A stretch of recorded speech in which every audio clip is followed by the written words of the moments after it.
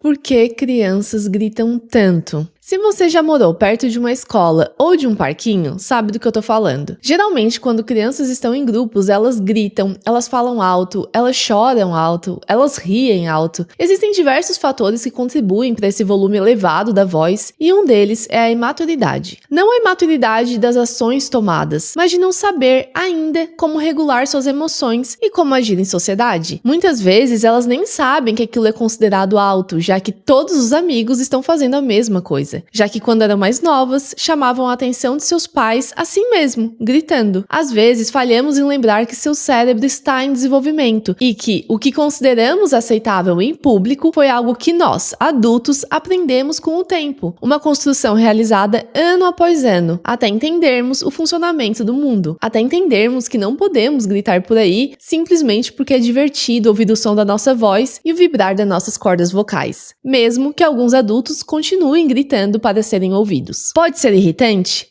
Com certeza, principalmente para as pessoas sem filhos. Mas é aí que a maturidade entra. Você entende que aquele é um ser humano em desenvolvimento e então coloca um fone de ouvido, preferencialmente com cancelador de ruídos. Você fala pro seu amigo, putz, que criança chata, mas continua com a sua vida. Você promete que na próxima vez que mudar de casa, vai prestar atenção naquilo que pode lhe causar desconforto excessivo. O que você não faz quando é um adulto que tem o poder da autorregulação é ameaçar crianças que estão jogando bola na rua. É chamá-las de nomes ofensivos quando estão brincando de esconder. É jogar brinquedo nelas, porque estavam perto do seu jardim. O que você realmente não faz é atirar em alguém. Sheriff's office, come outside with your hands up! This is the Marion County Sheriff's Office, come outside with your hands up!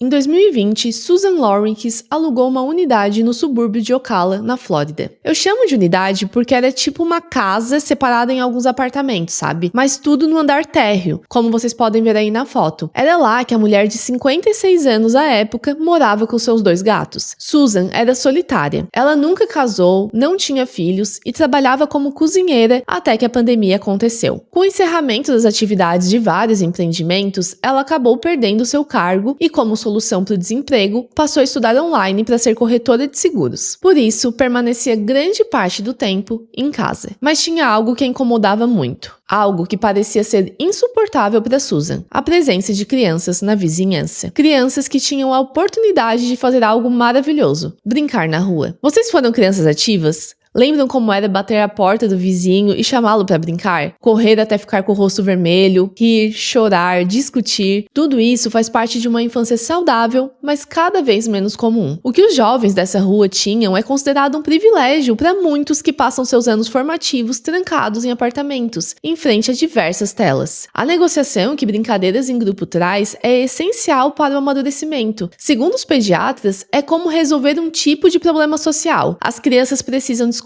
o que brincar, quem pode brincar, quando começar, quando parar e as regras de convivência. O trabalho em equipe pode ajudar a cultivar uma série de capacidades sociais e emocionais, como empatia, flexibilidade, autoconsciência e autorregulação. Esses são os componentes essenciais da inteligência emocional. E aquela vizinhança era perfeita para isso. Susan morava em um bairro familiar da classe trabalhadora. Sem prédios ou cercas, as casas eram contornadas por grama e uma rua tranquila. Ao lado da unidade da mulher, tinha uma área verde, um gramado vazio que não pertencia a ninguém, e lá as crianças costumavam brincar. O vizinho da casa que ficava do outro lado do gramado nunca se incomodou. Ele disse: "Essa área não me pertence. Eu não posso exigir nada. Na verdade, eu me juntei a eles e às vezes ensino futebol para os meninos." Mas Susan não pensava assim. E em 2021, ela passou a vocalizar seu desconforto. Ela gritava com as crianças e tentava filmá-las, provavelmente para mostrar à polícia, já que as ligações para o serviço de emergência também começaram a acontecer. E elas aconteciam com bastante frequência. A grande questão é que até mesmo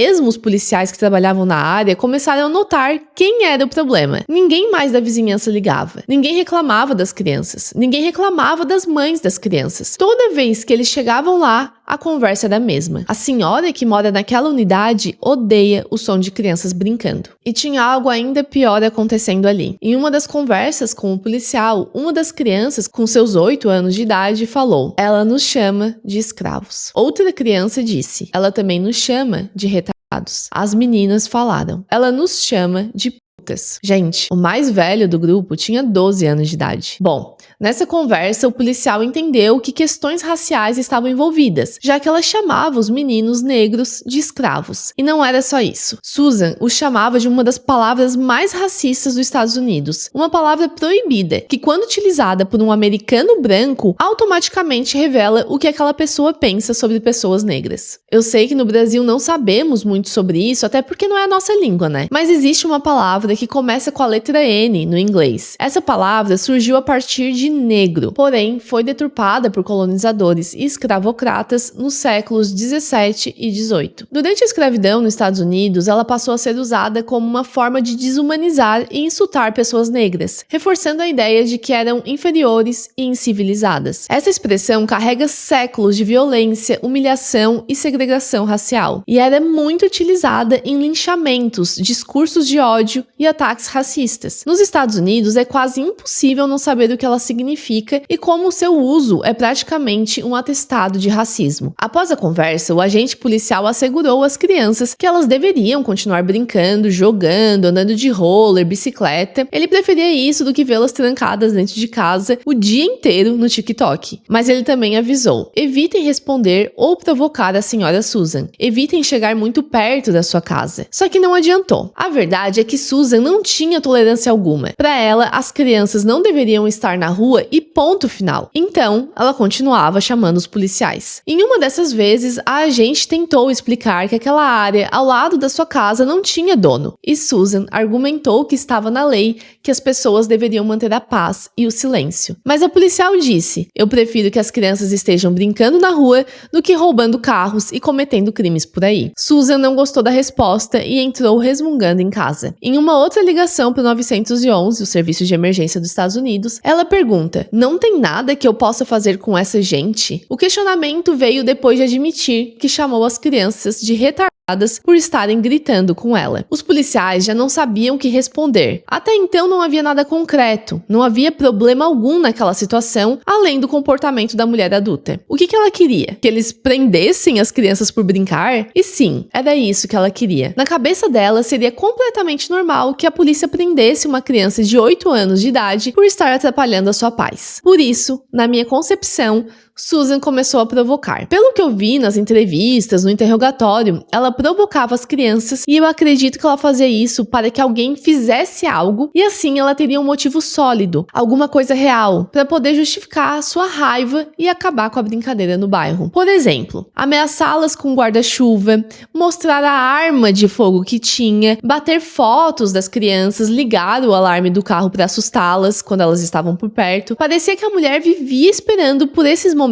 E fazendo isso, ela se tornou a bruxa do local. Vocês assistiam Chaves? Lembram da bruxa do 71? Esse estereótipo existe em diversos programas infantis. A mulher mais velha que mora sozinha e parece odiar crianças. E o que isso provoca nos jovens? Curiosidade? Vontade de confrontar, mesmo com medo. Igual tocar a campainha e sair correndo. Mas nem isso as crianças da vizinhança faziam. Os pais deixaram claro que eles deveriam ignorá-la. Não era para chegar perto da porta da casa da mulher. Qualquer problema deveria ser relatado aos pais e eles, como adultos, iriam conversar com ela. Foi isso que Edka Owens ensinou aos seus filhos. Ela disse: por mais que a mulher esteja provocando vocês, não quero que respondam. Ela é mais velha, vocês devem respeitar os adultos. Se houver algum problema, venham falar comigo. Edka, de 35 anos, era considerada uma super mãe. Se desdobrava em 1000 para dar tudo o que podia aos filhos. Trabalhando como gerente em um McDonald's de Ocala, AJ, que era seu apelido, investia principalmente na educação. Escola particular, ginástica, aulas de futebol, tudo que considerava importante para o desenvolvimento das suas crianças, ela fazia. Eu não encontrei qual foi a graduação exatamente de AJ, apenas a informação que ela fez faculdade e passou nos exames para conseguir um certificado de segurança alimentícia. Eu realmente não sei se existe algum curso específico como esse no Brasil, mas o sonho dela era trabalhar com hospitalidade e gastronomia. E para conseguir esse certificado, ela estudou microbiologia, saneamento, contaminação, legislação da indústria alimentícia e essas coisas. Além disso, outro traço marcante da sua personalidade era sua devoção a Deus. AJ era um membro muito ativo da igreja, frequentando todos os domingos com seus filhos e participando de eventos beneficentes. Há pouco tempo, AJ havia se separado do seu companheiro, mas mantinha uma relação amigável, e os dois cuidavam juntos dos 4 filhos, frutos do seu relacionamento. 3 meninos e uma menina. Tirando Susan, ninguém tinha um A para falar da mãe devotada que morava na casa da frente. As únicas vezes que AJ confrontava a mulher era quando seus filhos relatavam os encontros desagradáveis que aconteciam enquanto estavam brincando ou passeando com o cachorro da família. Então, vamos para a linha do tempo. As ligações com reclamações haviam iniciado em 2021, mas em 22 de fevereiro de 2022, Susan ligou para a emergência alegando um confronto físico. Segundo ela, as crianças estavam passeando com o cachorro da família Owens quando pisaram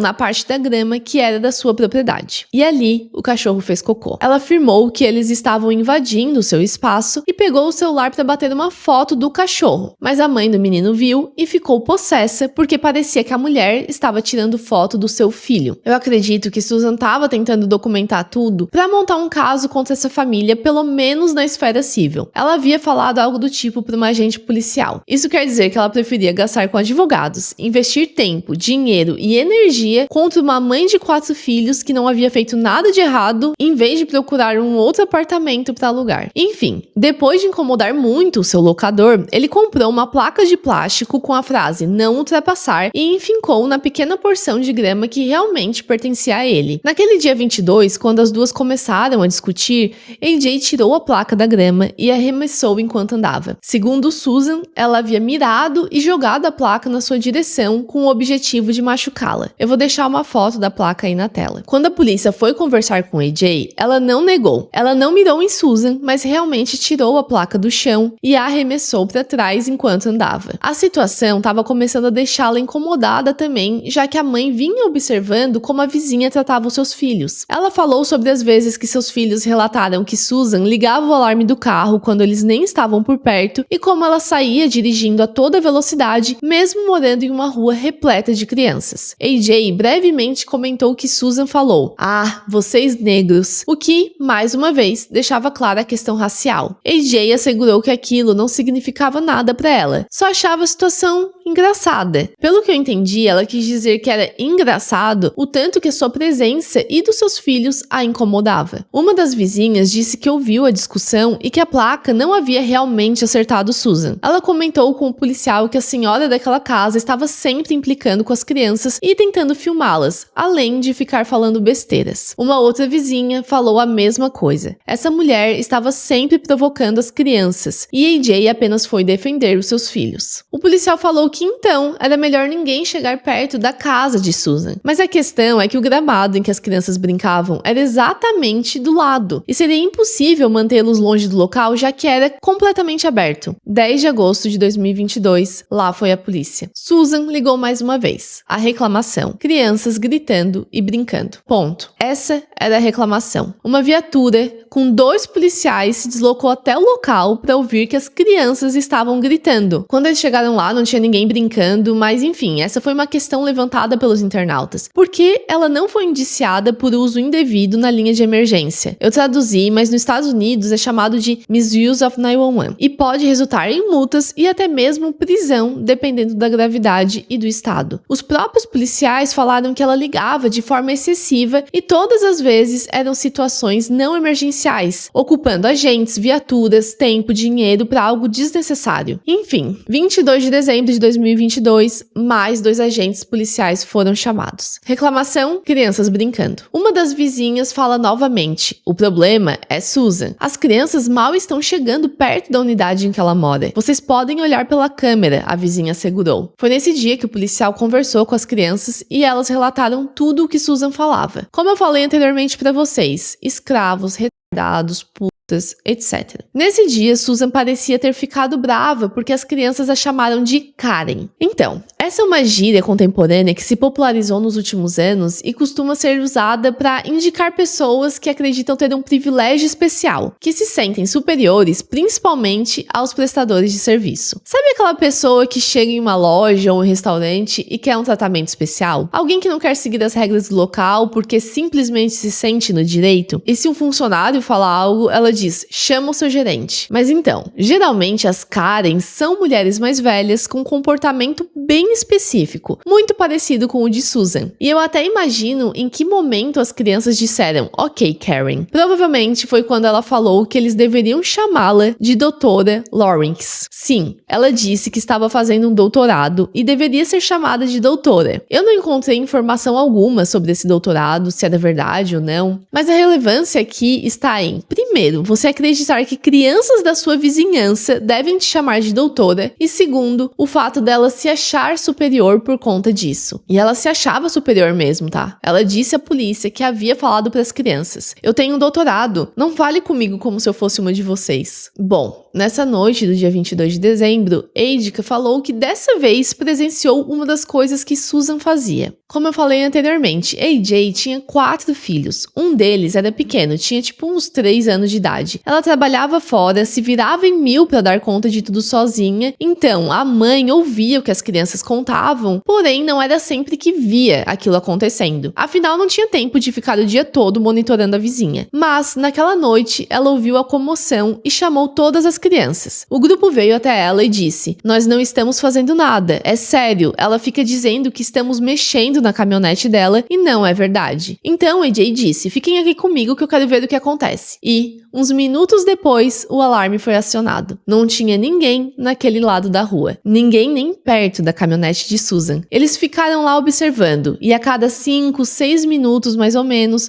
o alarme tocava, porque Susan ativava de dentro de casa. Quando AJ viu que realmente as crianças não estavam fazendo nada, ela liberou a brincadeira novamente. Susan começou a gritar para eles saírem de perto da sua caminhonete e AJ gritou de volta. Eu vi que você estava ativando o alarme aleatoriamente. Por que você é tão má? Por que não deixa as crianças brincarem? O pessoal da vizinhança não conseguia entender aquilo que virou praticamente uma obsessão. É como se ela ficasse esperando ouvir o som das crianças. E gente, 22 de dezembro, sabe? Eu lembro que na semana do Natal, nós íamos pra praia quando eu era pequena e a gente ficava praticamente 24 horas por dia na rua. É momento de férias da escola. As crianças não ficavam o dia inteiro ali. Todos estudavam. Alguns tinham atividades extracurriculares, como a prática de esportes, e voltavam pra casa só pela noite. Mas Susan, talvez na sua solidão, parecia ter encontrado um propósito. De verdade, eu acredito que ela passou a cultivar essa raiva. Os agentes policiais que foram chamados naquela noite também pareciam não entender. Enquanto conversavam entre eles, o agente disse, são crianças, sabe? O outro vizinho sai pra brincar com elas. Eu sei que às vezes pode ficar barulhento, mas é normal. E a agente disse, pois é, mas eles falaram que até quando não estão brincando, quando estão sentados conversando, ela sai pra gritar com eles. O agente brinca, eu vou trazer bombinhas pra eles estourarem no ano novo. Até as crianças estavam confusas com a situação. E o pior é que Susan não queria resolver com o adulto. Quando as mães tentavam conversar com ela, a mulher entrava em casa, trancava a porta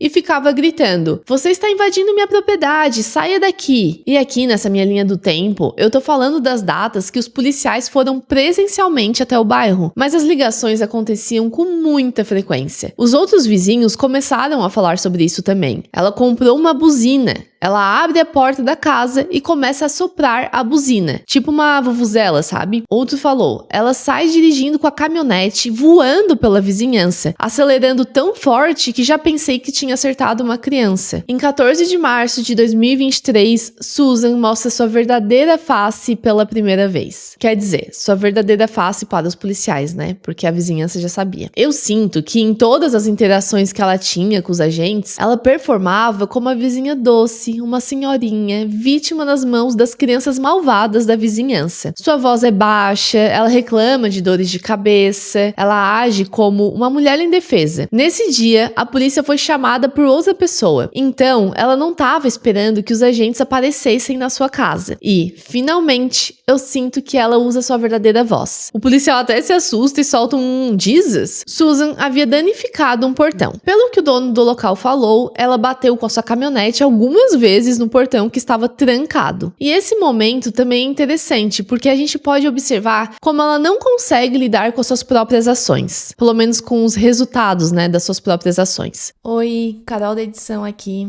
Gente, infelizmente algumas partes desse vídeo foram bloqueadas pela Netflix por questões de direitos autorais. Eu tô editando novamente para que a gente não perca o caso inteiro, e agora, por exemplo, eu mostraria uma gravação do policial indo até a casa de Susan, mas eu acredito que esses ajustes não vão atrapalhar o entendimento da história. Voltando pro vídeo. Vocês notaram como ela tem dificuldade de seguir as regras, mesmo quando exige que outros sigam? Quando o policial fala para ela não entrar em casa, ela entra. Quando o policial pergunta se ela quer falar sobre o ocorrido, ela diz que não. Quando ele já não pode mais falar sobre o ocorrido, porque agora teria que ser na presença de um advogado, ela começa a falar, se justifica, conta sobre seus traumas, enfim, a saga continua. 25 de abril de 2023, ela liga pra polícia novamente. E agora, fazendo essa linha do tempo pra vocês, sou eu que tô questionando como essa mulher não foi indiciada por uso indevido da linha de emergência. Bom, dessa vez, ela ligou para dizer que um dos filhos de AJ, Izzy, estava tentando colocar o cachorro da família em cima da sua caminhonete. Quando o policial chega e questiona um dos vizinhos, ele começa a rir. O cachorro é maior que ele. Ele nunca conseguiria levantá-lo, isso é impossível, disse o vizinho para um dos policiais que já estava acostumado com as histórias de Susan. Uma das meninas fala: toda vez que eu passo pela rua, ela pensa que eu vou furtar a sua caminhonete. Outra grita: nós temos 11 anos. E quando Susan mostra a foto pro policial, para que ele visse, de que criança ela estava falando, delinquente, eu não sei como o homem não riu, tá? Porque o menino fez pose pra foto, mandando um joinha. Maior cara de sapeca. Quando os agentes se encontraram, um deles fala: você explicou pra ela que não precisa ligar toda vez que uma criança tá brincando na rua? Em algum momento você precisa aceitar que mora em um bairro cheio de jovens. Lembra do incidente da placa? Mais de um ano depois, ela ainda falava sobre isso quando os policiais apareciam. Ela dizia que se sentia ameaçada por AJ, por um confronto que aconteceu há mais de um ano. Até os adolescentes que jogavam basquete na rua tinham medo dela. Eles sabiam que Susan já havia ameaçado as crianças com sua arma, e um dos adolescentes falou que quando a bola de basquete rolava até a sua casa, tipo em filme, ele buscava com muito cuidado porque tinha medo de tomar um tiro. Em maio, Susan foi demitida do seu emprego. 2 de junho de 2023. Era sexta-feira e as crianças estavam jogando futebol com um dos pais. O final de semana havia chegado junto com um clima agradável de verão. Todos pareciam felizes, menos Susan. Ela observava de dentro da sua casa, por trás das cortinas, segurando o celular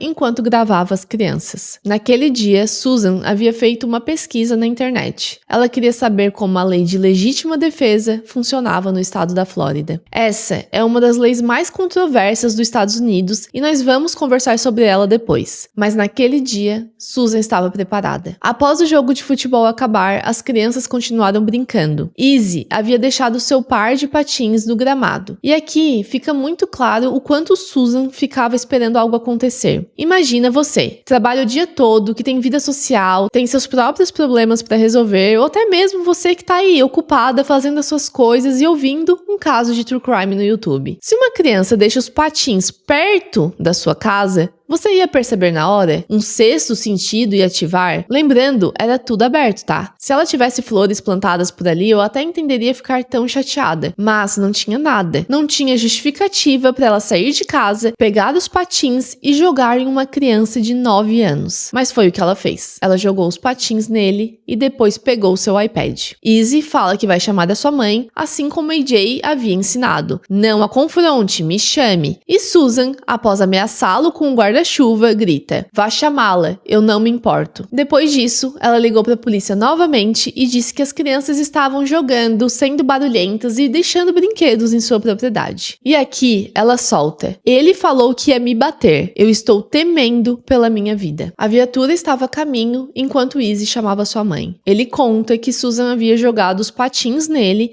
e pegado seu tablet. Eidika perde a paciência, tipo: "Como assim você arremessou um objeto contra meu filho? Eu não tenho filhos, mas eu imagino que ficaria extremamente nervosa com a situação." AJ vai acompanhada de Izzy até a casa da mulher. Ela bate a porta e a chama para conversar. Susan não atende. AJ começa a gritar: "Venha pra rua agora, eu quero falar com você." E esse comportamento era típico de Susan. Ela provocava e depois corria pra dentro de casa e ainda dizia: "Você está invadindo a minha propriedade." Quando Susan não saiu, AJ bateu com mais força. Ela bateu à porta por alguns segundos, gritando pra mulher sair. A viatura estava a caminho. Alguns segundos. Uma porta de ferro, chaveada, a separava de AJ. Susan estava com uma arma em mãos. Um único tiro, e o serviço de emergência começou a tocar sem parar. Dessa vez era real. Susan havia de dentro da sua casa atirado pela porta e acertado Eidika Owens enquanto seu filho assistia. Após atirar, Susan liga para a polícia novamente. Eu vou tocar a ligação para vocês. 911, Dad, just for the emergency.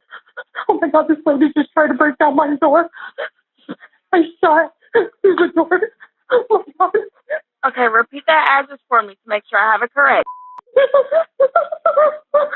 Okay, what is your name?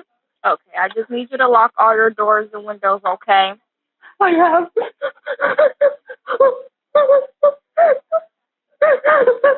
Okay, I'm going to stay on the line until the deputies get there. Okay. My son's been able to come and kill me. And did you know her? Yes, she's come after me several times because of her children. Her children keep trespassing over here. They're bothering me and bothering me. They won't stop.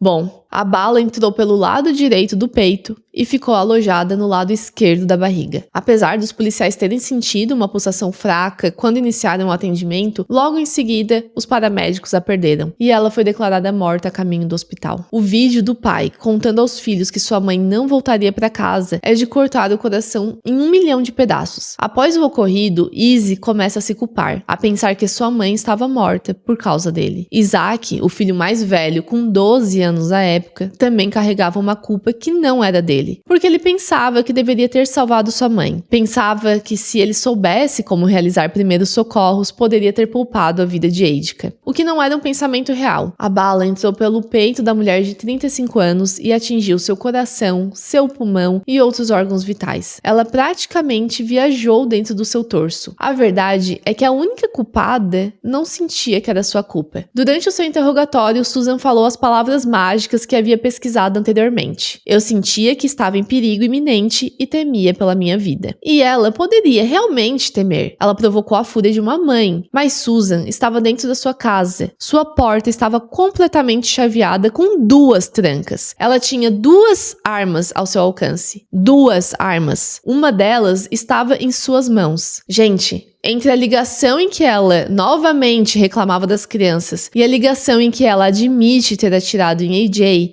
haviam passado apenas 2 minutos. 2 minutos. O fato de AJ estar chamando a mulher para fora de casa demonstrava que ela não tinha intenção de invadir o apartamento. A mãe não tinha armas e estava acompanhada de uma de suas crianças. Em todos os outros encontros, todas as outras provocações, Susan não parecia temer nada, nem ninguém. Mesmo assim, ela não poderia permanecer detida naquele momento, o que causou uma grande comoção na cidade de Ocala. Como assim? Uma mulher presa em flagrante após admitir ter atirado e provocado a morte de uma pessoa inocente estava em liberdade. O motivo era a lei polêmica que citei anteriormente. A lei Stand Your Ground foi aprovada em 2005 na Flórida e seu significado literal é permaneça na sua posição. Isso quer dizer que a pessoa não precisa recuar em caso de perigo. Ela permite que o indivíduo use força, inclusive letal, para se defender se acreditar de forma razoável estar em perigo iminente limite de morte ou de ferimentos graves. Diferente do que ocorre no Brasil, onde a legítima defesa exige proporcionalidade e geralmente recomenda evitar o confronto sempre que possível, a legislação da Flórida amplia o direito de reação ao permitir que o cidadão mantenha sua posição mesmo fora de casa, em locais públicos, gente. Essa lei ficou famosa por casos polêmicos como o de Trayvon Martin, um menino de 17 anos que estava passando o final de semana na cidade em que seu pai morava e havia ido até a loja de conveniência comprar bala e um chá gelado. Quando estava voltando para casa, usando um moletom preto, foi considerado suspeito por um homem que era vigilante voluntário do bairro. O homem ligou para a polícia avisando que tinha um suspeito e a polícia disse que ele não deveria fazer nada. Eles literalmente falaram, não faça nada. Mas, infelizmente, ele não obedeceu e perseguiu Trayvon, atirando no coração do adolescente que faleceu no local. O homem foi absolvido daquele crime. Na prática, o princípio norte-americano baseia-se na presunção de medo justificável, enquanto o direito brasileiro parte da necessidade e moderação do ato defensivo, priorizando sempre a preservação da vida. É aquela pergunta que a gente faz toda vez que vê um crime desse. Quanto vale uma vida? É tão pouco assim? Enfim, o delegado de Ocala garantiu que gostaria de agir imediatamente, mas ele precisava respeitar a lei. E até que restasse comprovado que Susan não estava em perigo iminente, não havia nada a ser feito. Então, para eles descartarem a legítima defesa, eles precisavam comprovar que a pessoa provocou intencionalmente a situação, ou que houve um uso excessivo de força, ou que a ameaça não era real nem iminente, ou que o ato foi motivado por preconceito, vingança ou abuso de poder. Esses tempos eu vi um caso em que o morador atirou pela porta também, mas a situação era bem diferente. Era uma família, pai, mãe e filha. Um ex-namorado da filha vinha agindo de forma estranha há um tempo, ligando para ela diversas vezes, deixando mensagens no correio eletrônico de madrugada, sempre com uma conversa meio maluca. A filha estava com medo porque sabia que o rapaz abusava de diversas substâncias como ácido, cogumelos e maconha. Determinado dia, ele foi até a casa da família da moça e bateu à porta. Ela gritou para ele ir embora. Ele andou ao redor da casa tentando achar uma entrada. Depois voltou de novo para a porta da frente e começou a bater com muita força. Até que, quando viu que eles não iriam abrir, passou a forçar a entrada. O pai avisou que ia chamar a polícia, avisou que tinha uma arma, mas o rapaz não parou. Na filmagem, o rosto dele tá imóvel, parecia que ele tava anestesiado, sabe? Simplesmente calado o tempo inteiro. Ele começou a bater com o ombro, realmente para arrombar a porta. Sabe quando você joga o corpo contra algo? Então, ele fez isso. Essa é uma das maiores diferenças do caso de legítima defesa aqui. O rapaz conseguiu, a porta cedeu, mas o pai atirou antes que ele entrasse de fato na casa. Breaks through the family's door. Allison's father, Mitchell Duckrew, calls out with a warning.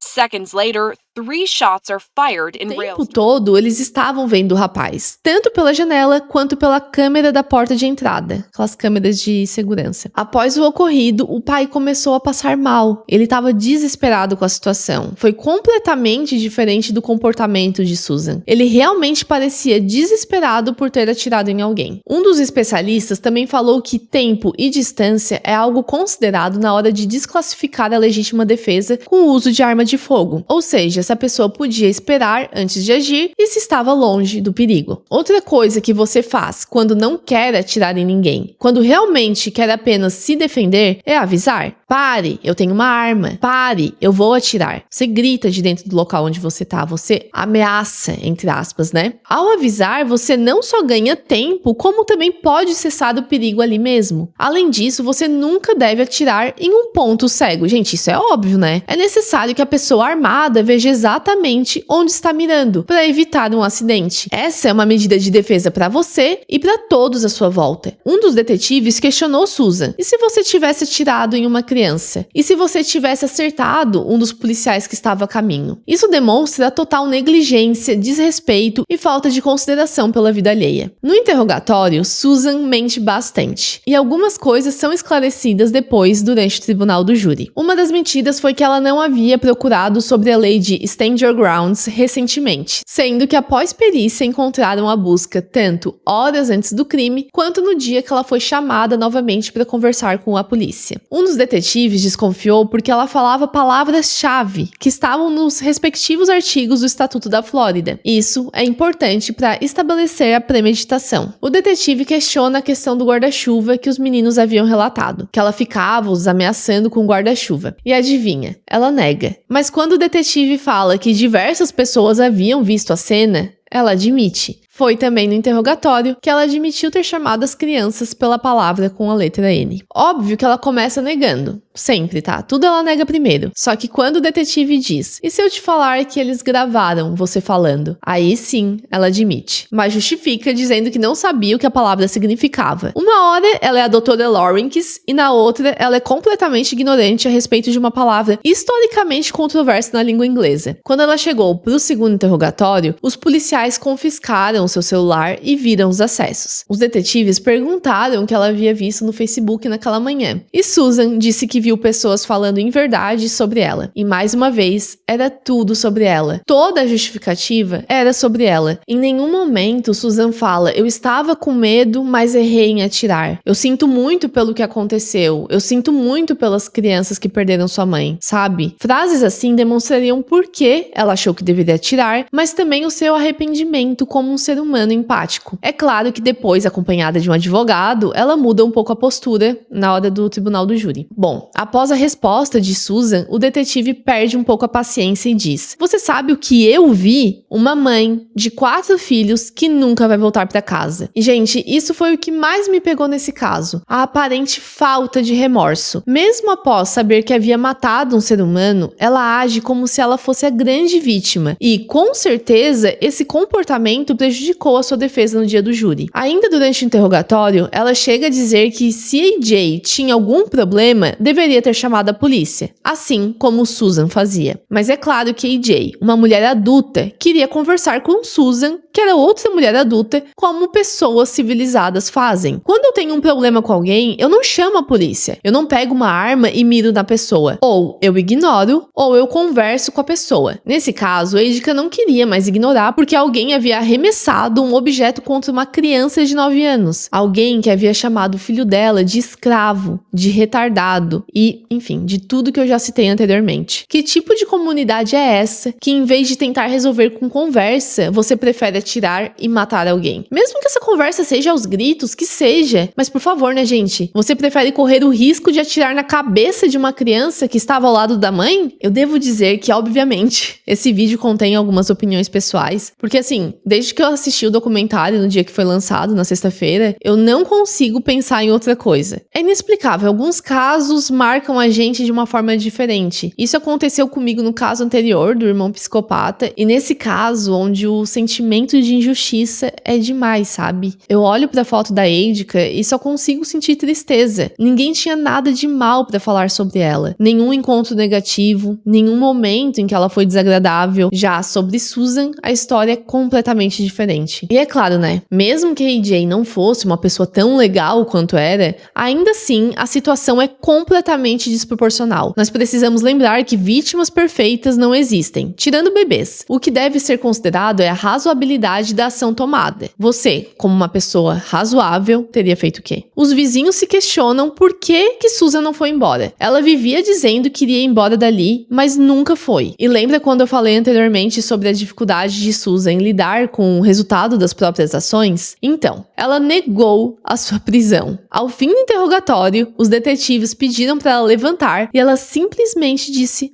não. Quão privilegiada você tem que pensar que é para simplesmente dizer não para uma autoridade policial te dando voz de prisão. O detetive fala que seria melhor se ela cooperasse e ela diz novamente, não, eu não vou. You need to call and right there a booking. I'm not going. But Susan, we are going.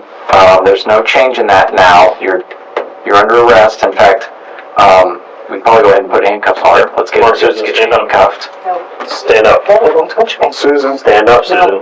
No. Listen, It can go one of two ways. It can go an easy way or it can go a really hard way. I'm sorry. We don't want to go the hard way. I'm so sorry. I Susan, put yourself in our position. There's no choice in this. You're going over there. I'm sorry, I can't do this. They will assist you in making sure that you get the care you need. No, I can't. We're going over there, okay? You're gonna go over there. I just can't do this. Okay, well, Come on, Susan, stand up. if We don't have time to debate. I can't do this. okay, but you understand, you're under arrest, and you're I gonna be taken understand. to the jail one way or another, okay? I don't care. Susan? I just can't do this. I'm sorry. What you're saying and doing right now is not reasonable. I know it's not There's been reasonable, but I people- just can't do this. So when you say it's not reasonable, that doesn't make sense to me. I understand. I just can't do this. I'm sorry. And this is why we're in this position here, Susan, is because the decisions you make are not reasonable. You make, just like what we're experiencing right now. I'm sorry. I just can't do this. I can't do this. I've had people sit in this chair that have done things, and they get up, they walk out on their own accord. They've done some really bad things.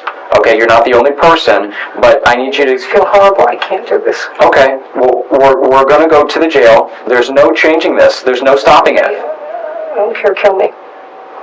We're not gonna kill anybody. We're going to take you to the jail. We'd rather you walk on your own. We'd rather you just walk down there. It'd be so much better for everybody if we could just walk down Can you there. just stand up for me? No. So what do you plan on sitting here the rest of the night? I don't know what I'm going to do. I'm probably going to die of a heart attack.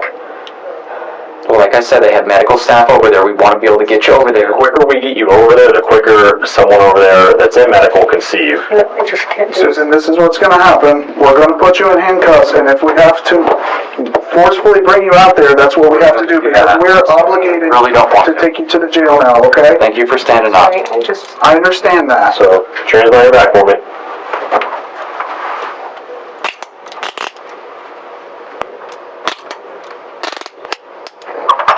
Thank you, Susan. I didn't do this on purpose. This wasn't a purposeful act.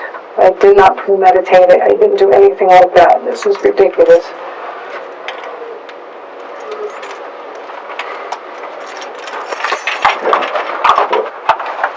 Agora, para finalizarmos, falando brevemente do processo da sentença. A acusação ofereceu a denúncia pelo crime de manslaughter. Não é exatamente a mesma coisa, mas é algo bem semelhante ao nosso homicídio culposo no Brasil, quando não há intenção de matar, mas o resultado ocorre por negligência, imperícia ou imprudência. Apesar de ser possível denunciá-la por homicídio doloso, inclusive considerando a premeditação, segundo seu histórico de busca na internet, e a frase, vá chamar a sua mãe, eu não me importo, a promotoria escolheu uma acusação mais certeira, algo que eles conseguiriam provar sem problema algum. Quando eles calcularam as possibilidades das penas de ambos os crimes, o promotor chegou à conclusão que o risco de denunciá-la por algo muito mais complicado de provar não valia a pena. A defesa apresentou seus problemas de saúde e traumas de infância. Susan relatou que havia sido abusada durante a sua infância, além de ter passado por diversas situações difíceis durante a vida. Alguns especialistas ficaram preocupados com a presença de um júri completamente branco, considerando as questões raciais levantadas e a jurisprudência existente na absolvição do atirador de Trayvon. Mas, em novembro de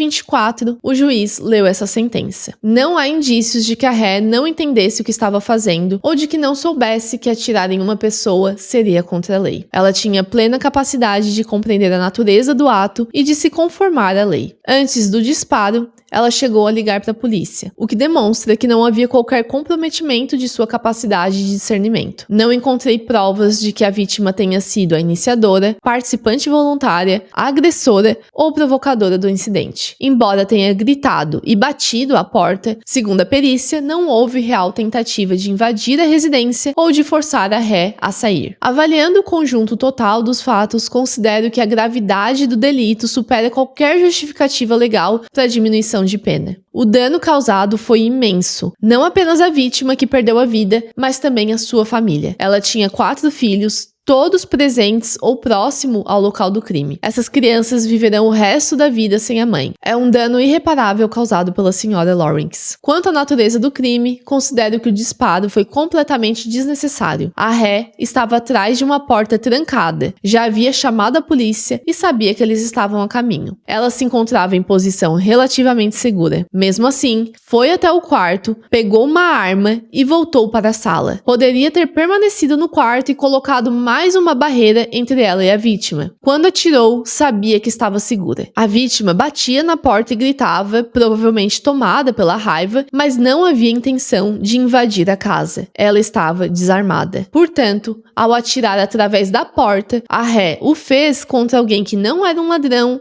um invasor ou um agressor, mas apenas uma vizinha irritada com a situação envolvendo seus filhos. A ré sabia disso, pois já havia discutido antes e nada de grave havia ocorrido. Concluo que o disparo foi motivado mais por raiva do que por medo, o que ficou evidente ao longo de todo o julgamento. Assim, julgo Susan Lawrence culpada de homicídio culposo, agravado com o uso de arma de fogo, e a sentencio a 25 anos de prisão no Departamento de Correções. The prettiest nest that you ever did see. Let me see your nest.